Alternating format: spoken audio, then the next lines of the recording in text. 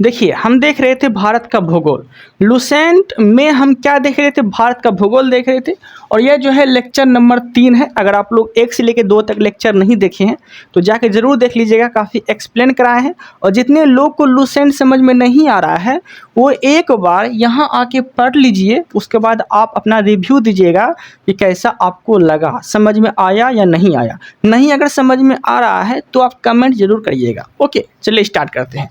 हम देख रहे थे भारत के तटीय राज्य। तो भारत में टोटल तटीय राज्यों की संख्या कितनी है? तो 9 है। टोटल राज्यों की संख्या कितनी है? तटीय राज्यों की संख्या तो 9 है। तो तटीय राज्यों में हम किसे बोलते थे? जो समुद्री सीमा से सटते थे उसे ही ना हम लोग बोलते थे तटीय राज्य। ओके, अब समझिएगा ध्यान से। भारत के कुल तटीय राज्य की सीमा जो है कितना किलोमीटर तक लगती है? तो आप क्या बोलेंगे? तो बोलेंगे आप 7516.6 किलोमीटर तक की लगती है। भारत के कुल तटीय राज्य की सीमा 7516.6 किलोमीटर तक लगती है। ओके, कोई दिक्कत नहीं है, इसकी लंबाई है। अब देखिएगा, मुख्य भूमि के तटीय सीमा की लंबाई पूछ लिया आपसे, तो आप क्या बोलेंगे? मुख्य भूमि का पूछेगा तब आप मारिएगा 6100 किलोमीटर। 6100 किलोमीटर। ओके, कोई दिक्कत नहीं है, 6100 किलोमीटर तक लंबाई है। ठीक है, मुख्य भूमि का अर्थ ये हो गया जैसे कि गुजरात और सटते थे ना, जो राज्य की श्रेणी में आते हैं, ओनली राज्य जो आते हैं, ठीक है, जैसे गुजरात, महाराष्ट्र, ये सब जो आते थे, तो 9 जो तटीय सीमा होती थी वही आते थे। मतलब वही किसके अंतर्गत आते थे? मुख्य भूमि के अंतर्गत आते थे। और 9 के अलावा जो अंडमान निकोबार जो आते हैं, ओके, वो कुल हो गया। तो कुल पूछेगा आपसे कि अंडमान निकोबार मिला के कितना है तटीय सीमा, तब आप बताइएगा 7516.6 किलोमीटर। लेकिन मुख्य भूमि का पूछ लिया, सिर्फ राज्य का, केंद्र शासित प्रदेश का नहीं, सिर्फ राज्य का अगर पूछ लिया तब आप क्या मारेंगे? 6100 किलोमीटर। ये मुख्य भूमि की है जो कि 9 को सटता है। ओके, ये हम कल के वीडियो में बता दिए हैं बहुत अच्छा से मैप बना के। ओके, चलिए आगे देखते हैं। सबसे ज़्यादा सीमा जो है तटीय राज्यों की सीमा में सबसे ज़्यादा सीमा बनाने वाले कौन है? तो आप क्या बोलेंगे? तो पहला नंबर पर आते हैं अंडमान निकोबार। अंडमान निकोबार की जो सीमा लगती है 1962 किलोमीटर तक ये सीमा बनाती है, तटीय सीमा। ओके, कोई दिक्कत नहीं है, आगे देखते हैं। उसके बाद दूसरा नंबर पर कौन आएंगे? गुजरात। दूसरा नंबर पर कौन आएंगे? गुजरात आएंगे। तीसरा नंबर पे आंध्र प्रदेश। चौथा नंबर पे तमिलनाडु। 5वां नंबर पे महाराष्ट्र। ओके, कोई दिक्कत नहीं है। तो सबसे ज़्यादा बोलेगा तो अंडमान निकोबार, फिर गुजरात, फिर आंध्र प्रदेश, तमिलनाडु, फिर महाराष्ट्र। ओके, कोई दिक्कत नहीं है। अब समझिएगा ध्यान से, भारत की स्थलीय सीमा, भारत की स्थलीय सीमा कितना किलोमीटर तक लगती है, कितना किलोमीटर तक है? तो आप क्या बोलेंगे? भारत की स्थलीय सीमा की लंबाई कितनी है? तो आपको बताना है 15,200 किलोमीटर। क्या बोलेंगे? 15,200 किलोमीटर जो है भारत की स्थलीय सीमा की लंबाई है टोटल। क्या बोलेंगे? 15,200 किलोमीटर। ओके, कोई दिक्कत नहीं है, आगे देखते हैं। अब यहाँ से समझने का प्रयास करिएगा। आपको हम बता दिए थे कि ये जो है पूरा ग्लोब है, ये तो पूरा ग्लोब है ना। तो समझिएगा ध्यान से, ये जो सीधी रेखा खींची गई है, सीधी रेखा मतलब जैसे कि हम खड़ा होकर पढ़ा रहे हैं, ये सीधा है, मान लीजिए मार्कर है, ये सीधा है ना। तो सीधा जो रेखा खींची जाती है ग्लोब पे उसे क्या बोलते हैं? 0 डिग्री देशांतर बोलते हैं। क्या बोलते हैं? 0 डिग्री देशांतर बोलते हैं। लेकिन जो ये सोई हुई रेखा है, ऐसे करके जो सोई हुई रेखा है, और ये बीचों बीच अगर सोई हुई रेखा है तो इसे हम बोलते हैं 0 डिग्री अक्षांश या मध्य रेखा। ठीक है, 0 डिग्री अक्षांश या भूमध्य रेखा हम बोल सकते हैं। ओके, भूमध्य रेखा बोलते हैं, कोई दिक्कत नहीं है। भूमध्य रेखा के नीचे कौन सी रेखा है? तो मकर रेखा है, जो कि 23.5 डिग्री साउथ, 23.5 डिग्री साउथ मतलब कि 23.5 डिग्री जो है दक्षिण में स्थित है। किसके? तो भूमध्य रेखा के। तो भूमध्य रेखा के दक्षिण में कौन सी रेखा है? तो मकर रेखा है, जो कि 23.5 डिग्री दक्षिण में है। ओके, कोई दिक्कत नहीं है। लेकिन अगर वही आपसे पूछ लिया कि भूमध्य रेखा के उत्तर में कौन सी रेखा है, तो आप क्या बोलेंगे? 23.5 डिग्री उत्तर में जो है ये कर्क रेखा है, जो भूमध्य रेखा के उत्तर में है, नॉर्थ में है। ओके, कोई दिक्कत नहीं है।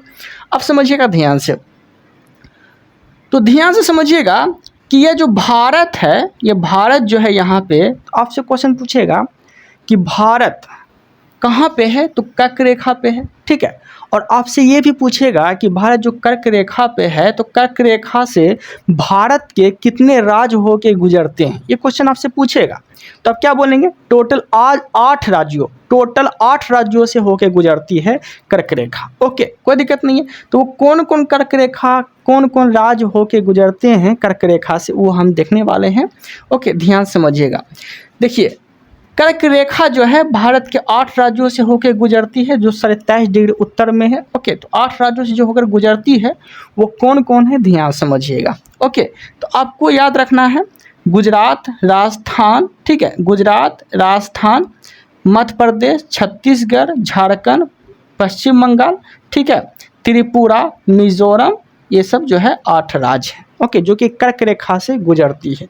ओके, कोई दिक्कत नहीं है। लेकिन आपको सीक्वेंस में याद रखना है जो कि पश्चिम से पूरब, क्योंकि एग्जाम में ऐसे ही पूछते हैं सजा के कि पश्चिम से पूरब की ओर सजाइए, जो कर्क रेखा जो है भारत के 8 राज्यों से होकर गुजरती है। तो आप क्या बोलेंगे, कर्क रेखा, तो गुजरात, राजस्थान, मध्य प्रदेश, छत्तीसगढ़, झारखंड, फिर क्या बोलेंगे पश्चिम बंगाल, फिर त्रिपुरा, मिजोरम। कोई दिक्कत नहीं है। लेकिन हम एक ट्रिक बनाए हैं जो आपको आसानी से याद हो जाएगा। ट्रिक तो बहुत सारे हैं, मित्र पर गमछा झाड़, तो ये ट्रिक आपको सिर्फ भारत के 8 राज्य बताएंगे जो कर्क रेखा होकर गुजरती है। लेकिन हम आपको ये जो ट्रिक बता रहे हैं, ये पश्चिम से पूरब की ओर सजाने के सीक्वेंस बता रहे हैं, जो कि ये हम ट्रिक क्या बनाए हैं, तो गरम चीज बात में, क्या लिखना है आपको, गरम चीज बात में, ठीक है, कोई दिक्कत नहीं है। अब समझिएगा ध्यान से, देखिएगा। तो गरम कैसे लिखते हैं हम लोग, तो GARAM गरम लिखते हैं ना। तो जितना भी ए है ना, आपको ये काट देना है, जितना भी ए है ये आपको काट देना है। ई भी ए है तो काट दीजिए। तो क्या बचा, GRM, तो जी से हो गया गुजरात, आर से हो गया राजस्थान, एम से हो गया मध्य प्रदेश। तो गरम में क्या आ गया, गुजरात, राजस्थान, मध्य प्रदेश। कोई दिक्कत नहीं है। CH को पूरा लेना है, CH को पूरा लेना है, तो क्या हो जाएगा, छत्तीसगढ़, ठीक है। और आई जो है ना, आई जो है इसे काट देना है, ठीक है। फिर क्या आ जाता है, जे से क्या लेंगे, झारखंड। तो छत्तीसगढ़ के बाद क्या हो गया, झारखंड, ठीक है। बात में बी लेना है, पी से क्या हो गया, पश्चिम बंगाल आप बोल सकते हैं डायरेक्ट, ठीक है। तो ए जो है ना, एक काट देना है, ठीक है, ए कोई काम का नहीं है, ठीक है, एक काट देना है। फिर टी से क्या हो गया, त्रिपुरा, टी से क्या हो गया, त्रिपुरा। और ME जो है ये पूरा लेना है, तो ME से क्या हो गया, मिजोरम, ME से क्या हो गया, मिजोरम। ओके, कोई दिक्कत नहीं है। तो पश्चिम से पूरब आपसे क्वेश्चन पूछेगा कि कितने राज्यों से होकर गुजरती है कर्क रेखा से भारतीय राज्य, तो क्या बोलेंगे, गुजरात, राजस्थान, मध्य प्रदेश, छत्तीसगढ़, झारखंड, पश्चिम बंगाल, त्रिपुरा, मिजोरम। इस तरह से आप सजा सकते हैं। और ट्रिक भी बता दिए हैं, गरम चीज बात में। ओके, कोई दिक्कत नहीं है, अच्छे समझ में आ गया होगा आप लोग को। ओके, अब देखते हैं आगे। देखिएगा, अब हम देखने वाले हैं भारतीय मानक समय रेखा। तो आपसे क्वेश्चन पूछेगा कि भारतीय मानक समय रेखा जो है कितना डिग्री होके गुजरती है, तो क्या बोलेंगे, तो सर 82 डिग्री पूर्व जो है होके गुजरती है, ठीक है। अब देखिए कैसे होके गुजरती है, तो ये था, हो गया कर्क रेखा, ये हो गया मेरा भारत। तो ये जो है ना पूरब में, ये पूरब में है, तो क्या है, सर 82 डिग्री पूरब, सर 82 डिग्री पूरब जो है मतलब ईस्ट होके गुजरती है भारतीय मानक समय रेखा। ओके, कोई दिक्कत नहीं, अब समझिएगा ध्यान से। और कितने राज्यों से होके गुजरती है भारतीय मानक समय रेखा, जो कि सर 82 डिग्री ईस्ट मतलब पूरब से जो होके गुजरती है, तो कितने राज्यों से होके गुजरती है भारतीय मानक समय रेखा, तो 5 राज्यों से होके गुजरती है। ओके, कोई दिक्कत नहीं है। ये कहाँ से होके गुजरती है, तो इलाहाबाद के नैनी से होके गुजरती है, इलाहाबाद से होते हुए नैनी से होके गुजरती है। ओके, कोई दिक्कत नहीं है। अब समझिएगा ध्यान से। तो 5 गो राज्य जो है, जो सर 82 डिग्री पूरब में सर 5 गो जो राज्य है, ठीक है, वो कौन कौन है, ध्यान समझिएगा। तो देखिए, यूपी, छत्तीसगढ़, उड़ीसा, मध्य प्रदेश, आंध्र प्रदेश, ठीक है। क्या क्या बोले, यूपी, छत्तीसगढ़, उड़ीसा, मध्य प्रदेश, आंध्र प्रदेश। इस तरह से आप याद रख सकते हैं। तो सर 82 डिग्री पूर्ण मानक रेखा 5 राज्य से होके गुजरती है। ये ट्रिक भी हम बना दिए हैं। तो ट्रिक क्या याद रखना है आपको? यू कोमा। क्या याद रखना है? यू कोमा, जो कि भारत के 5 राज्यों से होके गुजरती है। तो यू कोमा में क्या आ गया? यू से यूपी हो गया, सी से छत्तीसगढ़ हो गया, ओ से उड़ीसा हो गया, एम से एमपी हो गया, ए से आंध्र प्रदेश हो गया।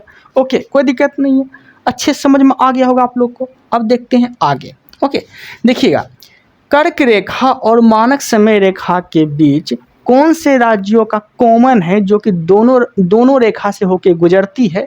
तो याद रखिएगा, मध्य प्रदेश और छत्तीसगढ़। मध्य प्रदेश और छत्तीसगढ़ ऐसे राज्य हैं जो कि 82 डिग्री पूरब मानक रेखा से होके भी गुजरती है और कर्क रेखा होके भी गुजरती है। तो क्या बोले? मध्य प्रदेश और छत्तीसगढ़, ये दोनों राज्य जो है कॉमन है, जो कि दोनों रेखा से होके गुजरती है। कोई दिक्कत नहीं है। आप जो है स्क्रीनशॉट ले लीजिए ताकि आप लोग को रिवीजन करने में आसान हो। चलिए, समझ में आ गया होगा आप लोग को। अब देखते हैं हम लोग आगे। ओके, देखिएगा,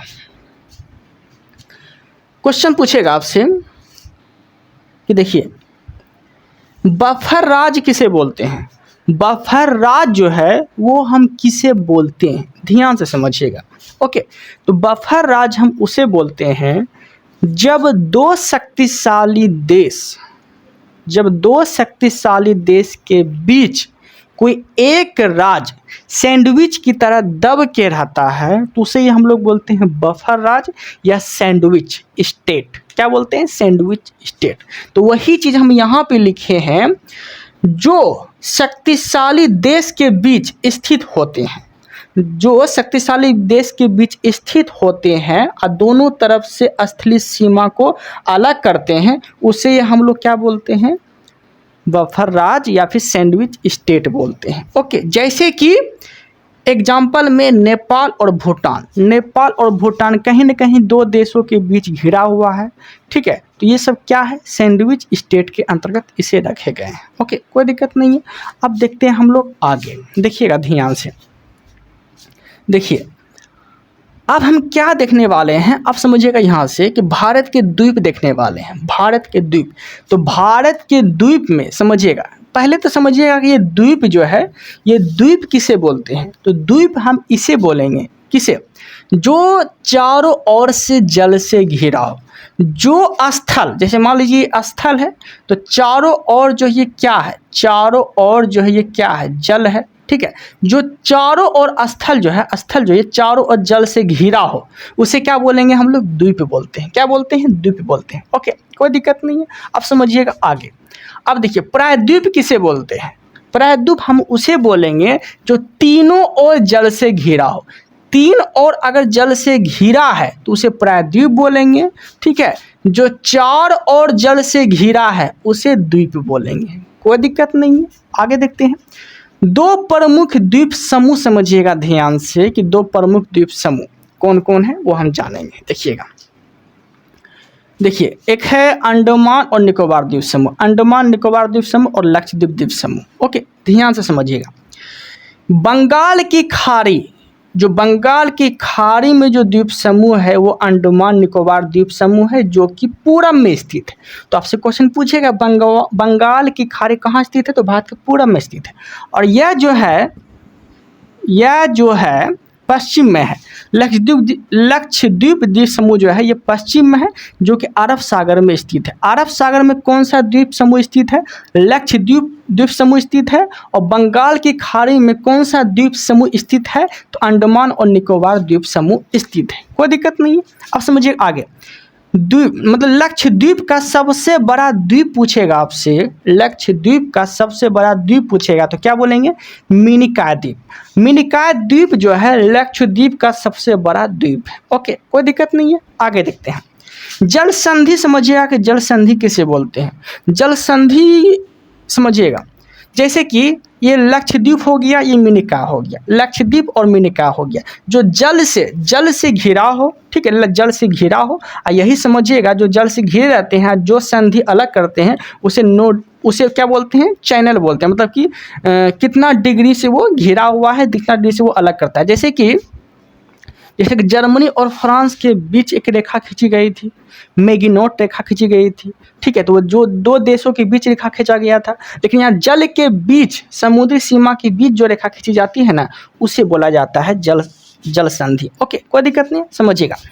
देखिए, तो ये हो गया। देखिए, सबसे नीचे में जो है ना, सबसे नीचे में है मालदीव, सबसे नीचे में क्या है, मालदीव है सबसे नीचे में।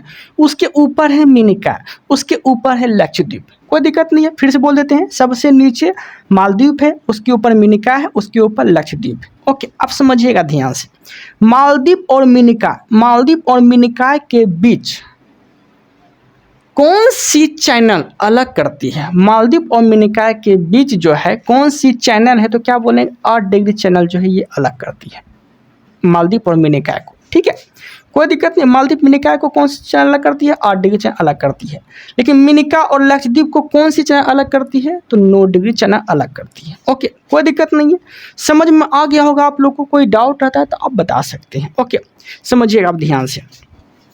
ओके, अब देखिए, अब यहाँ से देखते हैं हम लोग। यहाँ पे लक्षद्वीप समूह को समझते हैं। लक्षद्वीप समूह जो है ये अरब सागर में स्थित है। कहाँ है? ये अरब सागर में स्थित है। ओके, लक्षद्वीप जो समूह यहाँ हम देखे थे ना, पश्चिम में लक्षद्वीप समूह था, भारत के पश्चिम में अरब सागर में स्थित कौन था? लक्षद्वीप समूह था।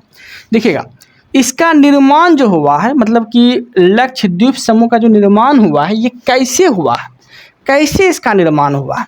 तो हुआ है परवाल भित्ति से। परवाल भित्ति से इसका निर्माण हुआ है। इसे इंग्लिश में बोलते हैं कोरल रीफ। कोरल रीफ से ही लक्षद्वीप समूह का निर्माण हुआ है, ठीक है। अब कोरल रीफ क्या होता है वो समझिएगा। समुद्री छोटे छोटे, जो समुद्र में छोटे छोटे जीव जो होते हैं, जब वो मर जाते हैं तो मरने के दौरान उसके जो अस्थि होते हैं, हड्डी जिसे बोलते हैं अस्थि, वही अस्थियों से बना द्वीप को, अस्थियों से जो बना है, अस्थियों से बना प्रवाल भित्ति से ही किसका निर्माण हुआ? तो लक्षद्वीप समूह का निर्माण हुआ है। इसका निर्माण किससे हुआ? प्रवाल भित्ति से निर्माण हुआ। और प्रवाल भित्ति निर्माण कैसे हुआ है? तो छोटे छोटे जीव के मरने से अवशेषों से हुआ है। ओके, कोई दिक्कत नहीं। अब समझिएगा, लक्षद्वीप समूह में टोटल द्वीपों की संख्या कितनी है? तो क्या बोलेंगे? 36।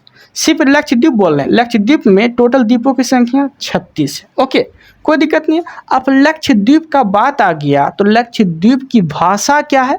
मलयालम है। लक्षद्वीप की भाषा क्या है? मलयालम है। ओके, कोई दिक्कत नहीं है। अब समझिए आगे।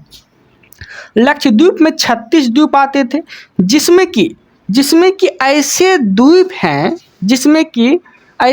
हैं, जिसमें मानव लोग निवास करते हैं, मानव लोग रहते हैं, ठीक है। तो मानव निर्मित जो है, मानव जहाँ निवास करते हैं, तो ऐसे कितने द्वीप हैं? तो 10 द्वीप हैं।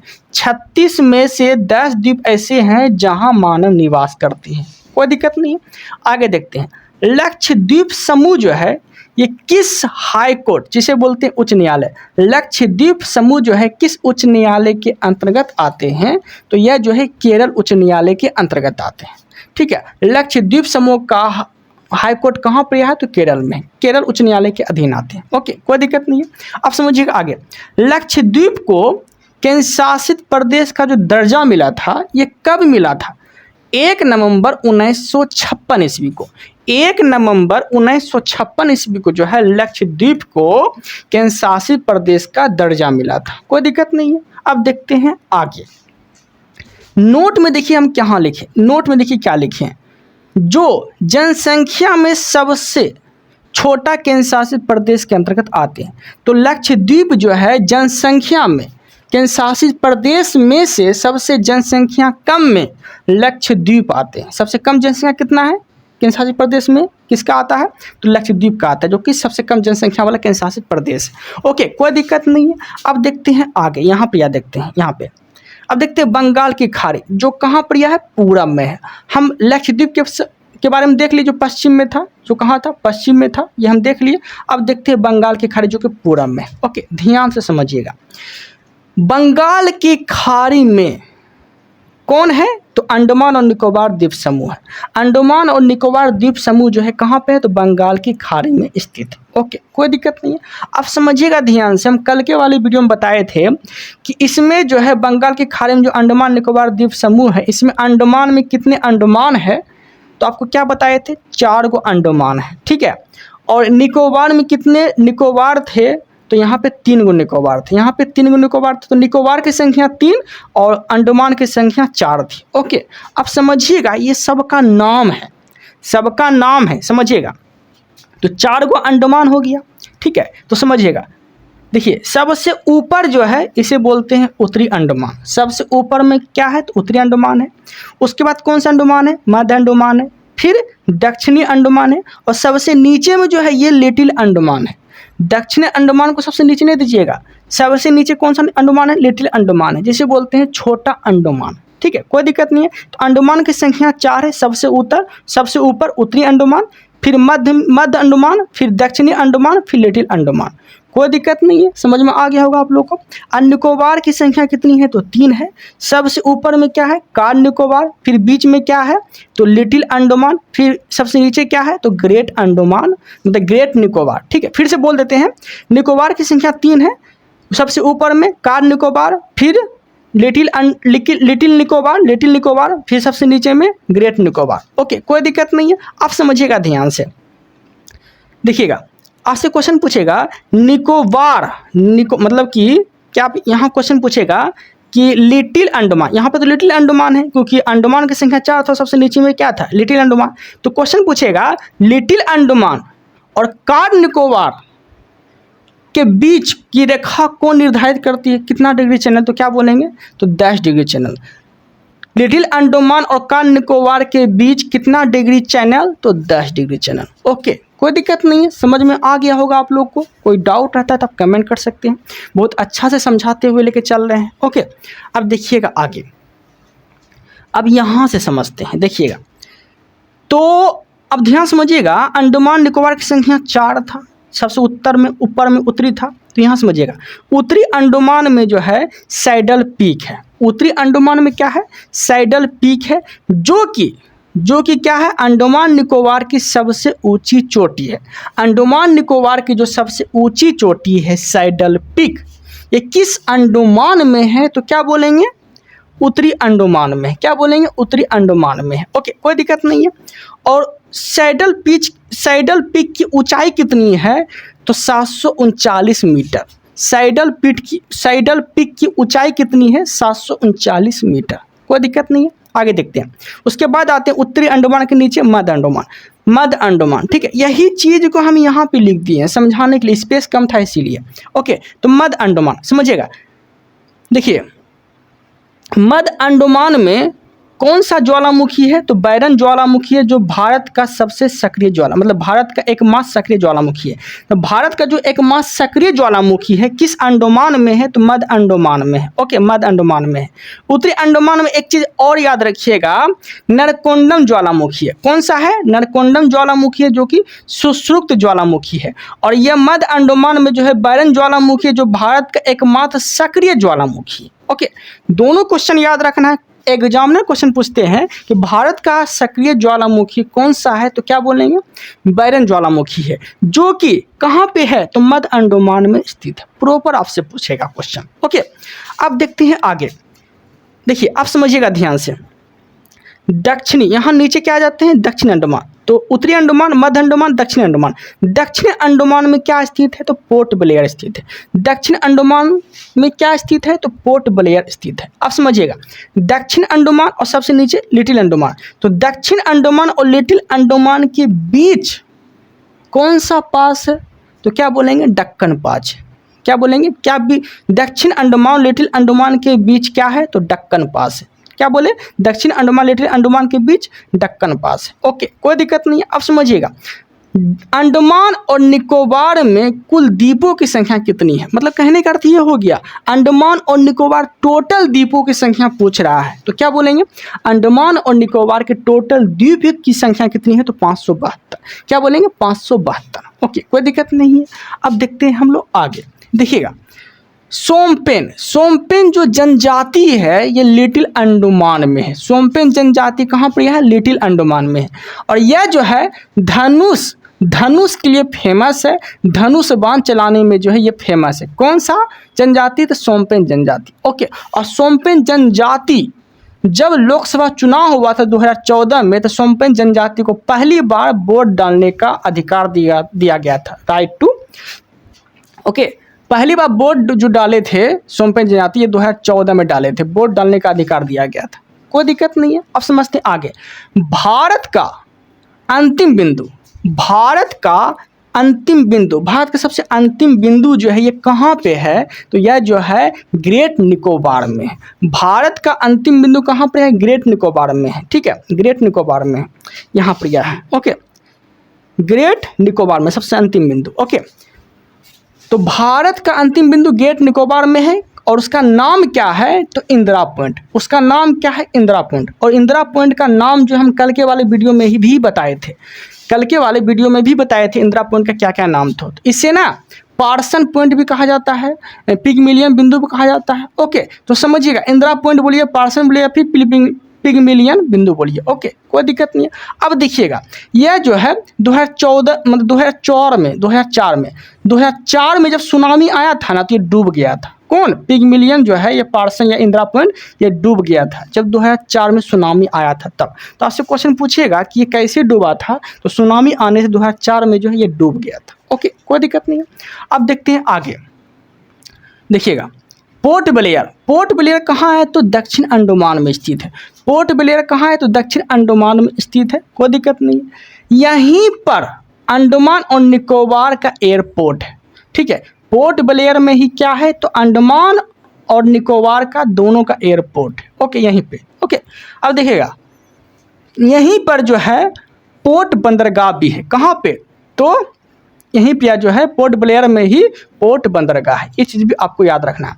यहीं पर जो है सेलुलर जेल भी है। यहीं पर जो है सेलुलर जेल है और इसका नाम जो है काला पानी जेल भी बोला जाता है। काला पानी जेल कहाँ है? तो वही पोर्ट ब्लेयर में ही है, जिसे बोलते हैं cellular jail. Okay, cellular jail बोलिए या फिर काला पानी का जेल बोलिए, कोई दिक्कत नहीं है। अब समझते आगे। नाम परिवर्तन, द्वीप का जो नाम परिवर्तन हुआ था, तो 3 गो द्वीप ऐसे थे जिसका नाम परिवर्तित कर दिया गया था। और ये कब किया गया था? तो दिसंबर 2018 में। दिसंबर 2018 में जो है द्वीपों का नाम परिवर्तित करके नया नाम उसको दिया गया था। जैसे कि 1 नंबर पे आते हैं रोस द्वीप। तो रोस द्वीप का नाम बदल के क्या किया गया? रोस द्वीप का नाम बदल के सुभाष चंद्र बोस द्वीप। तो रोस का नाम बदल के बोस, रोस का नाम बदल के बोस, रोस का नाम बदल के बोस, तो रोस द्वीप का नाम बदल के सुभाष चंद्र बोस रखा गया था। दूसरा नंबर पे है नील द्वीप। नील द्वीप का नाम बदल के क्या रखा गया? तो शहीद द्वीप। ठीक है, नील द्वीप का नाम बदल के क्या रखा गया? शहीद द्वीप। ठीक है, और हेवोक द्वीप का नाम बदल के क्या रखा गया? हेवलोक द्वीप का नाम बदल के तो स्वराज द्वीप क्या रखा गया? स्वराज द्वीप रखा गया। ओके, हेवोक द्वीप का नाम बदल के स्वराज द्वीप रखा गया। ओके, कोई दिक्कत नहीं है। कोई डाउट रह जाता है, कोई प्रॉब्लम हो तो आप कमेंट कर सकते हैं, बता सकते हैं। अच्छे से एक्सप्लेन किए होंगे हम। ठीक है, इतना मुझे विश्वास है। फिर भी आप लोग को लग रहा होगा कि कुछ डाउट रह गया है, कुछ प्रॉब्लम है, तो आप कमेंट कर सकते हैं। हम और भी अच्छे से जब पढ़ाएंगे या बताएंगे तो और भी अच्छे से एक्सप्लेन कर देंगे। ओके, जितने भी लोग नए हैं वो चैनल को सब्सक्राइब जरूर करिएगा। यह जो है लेक्चर नंबर 3 था। ओके, 1 से लेकर 2 तक अपलोड कर चुके हैं। आज हम लेक्चर नंबर 3 अपलोड कर देंगे। ठीक है, इस वीडियो में इतना ही रखते हैं। Thank you, thanks for watching.